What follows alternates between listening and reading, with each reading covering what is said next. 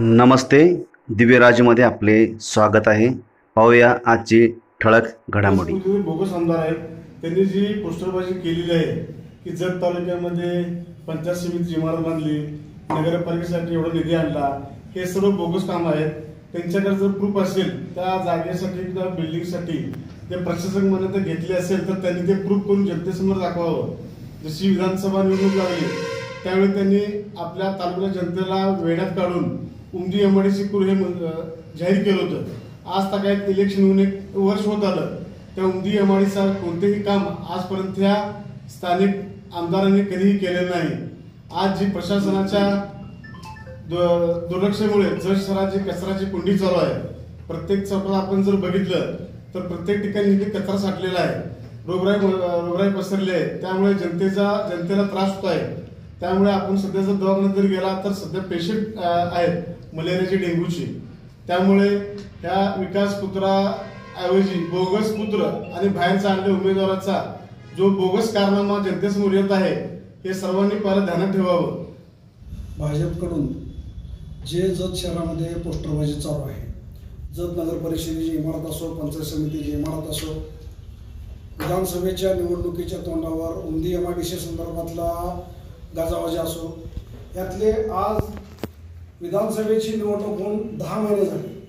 10 महिन्यामध्ये जत नगर परिषदेला किती रुपयाचा निधी आला, जत नगर परिषदेमधलं प्रशासन कशा पद्धतीनं काम करतं, प्रथम नागरिक आमदार ह्या नात्याने त्याला किती वेळा जाब विचारला.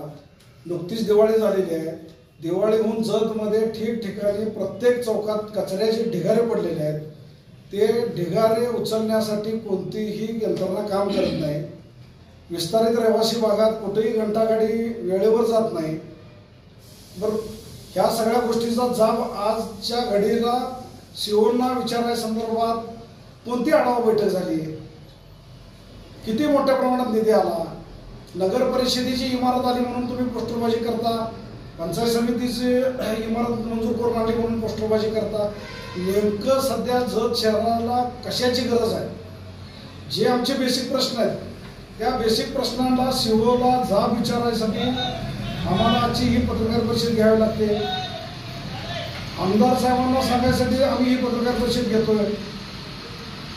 तुम्ही आज ज्या इमारती आणला म्हणून गजावजा करताय, या गेल्या 10 महिन्यात जत शहरामध्ये जे काही थोडेफार प्रलंबित प्रश्न राहिले होते त्या प्रलंबित प्रश्नासाठी कोणता ठोस निधी आणला,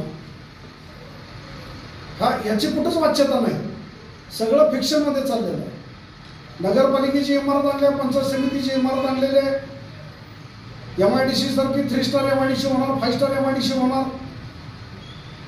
हे फिक्शन मध्ये जे आम्हाला आज तुम्ही ठेवायचं आलं भ्रमात जे ठेवायचा प्रयत्न चाललेला आहे, भ्रमात ठेवू नका. नेमक्या ज्या गोष्टी आहेत, नेमक्या ज्या गरजा आहेत जतवासियांच्या, त्या नेमक्या गरजावर आमदारांनी बोलावं, त्या संदर्भातला गाजावाजा करावा. निधी किती आणला, तो निधी कुठं वापरला, नगर परिषदेची इमारत तुम्ही मंजूर केली, कोणत्या जागेवर मंजूर केली, ती जागा कोणती आहे, या संदर्भात कुठंच वाच्यता नाही. प्रत्येक वेळेला एखाद्या लेटर पॅडवर स्वतःच्या मागणी करायची, मागणी केल्यानंतर मंजूर झाला अशा आवेशामध्ये जतमध्ये ठिकठिकाणी पोस्टर लावायचं, शहराची अवस्था असे पोस्टर लावून बखार करायचे. हे उद्योग आता विरोधकांनी बंद करावे. होणाऱ्या जत नगर परिषदच्या पार्श्वभूमीवर विद्यमान आमदार यांनी जत शहराला एक चांगलं मोठं गाजर दाखवलेलं आहे की नवीन इमारत मी जत शहरामध्ये निर्माण करतोय, तयार करतोय. पण खरं म्हणजे इमारत कुठेही होणार नाही. तुम्ही 10 पाटी अजून खडी टाकला नाही. तुम्ही 10 महिने आमदार झाला, 10 महिने आमदार होऊन सुद्धा तुमच्याकडून ठोस कोणतेही जत तालुक्यासाठी, जत शहरासाठी काम नाहीये. सद्यस्थितीत शहराची अवस्था बकास झालेली आहे. तुम्ही बघितला तर वेळेवर सद्यस्थितीमध्ये कोणतीही कचऱ्याची गाडी या ठिकाणी येत नाहीये. सध्या कचऱ्यामध्ये ढीग पूर्णपणे साचलेला आहे. ज्या विजापूर टू सातारा हायवे आहे त्या रोडवरची जी दिवाबत्ती आहे ती पूर्णपणे बंद आहे. जे दुभाजक आहे त्या ठिकाणी येता जाता लोकांना त्रास होतोय, त्या ठिकाणी अडचणी निर्माण झालेल्या आहेत, त्या ठिकाणी ट्रॉफिक होतोय, याच्यावर कुणाचाही अंकुश नाहीये. सद्यस्थितीत प्रशासन असून सुद्धा वेळेवर पाणी नाही, व्यवस्थित वीज बत्ती नाही, व्यवस्थितपणे कोणतेही ठोस पुरावे या प्रशासनानं घेतलेले नाही. सद्यस्थितीत तुम्ही बघितला तर घनकचरा प्रकल्पावरली सर्व मशीन हे बंद आहे. गेली 10 महिने झाले मशीन बंद आहे. कोणताही प्रोजेक्ट त्या ठिकाणी वापरला जात नाही.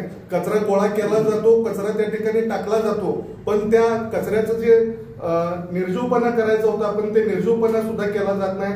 तिथल्या आजूबाजूच्या शेतकऱ्यांना त्या कचऱ्याचा त्रास होतोय हे विद्यमान आमदार यांना समजायला पाहिजे. कारण प्रशासन म्हणून तुमची एक स्वतःची जबाबदारी आहे, तुम्ही ते काम ताकदीनं करायला पाहिजे होतं. पण ऐन दिवाळीच्या सण सुद्धाच्या पार्श्वभूमीवर तुम्ही जे हिंदू सण हा आपण म्हणून साजरा करतो त्या ठिकाणी प्रत्येक माणसाला त्या ठिकाणी त्रास होतोय हे आपण बघणं काळाची गरज आहे.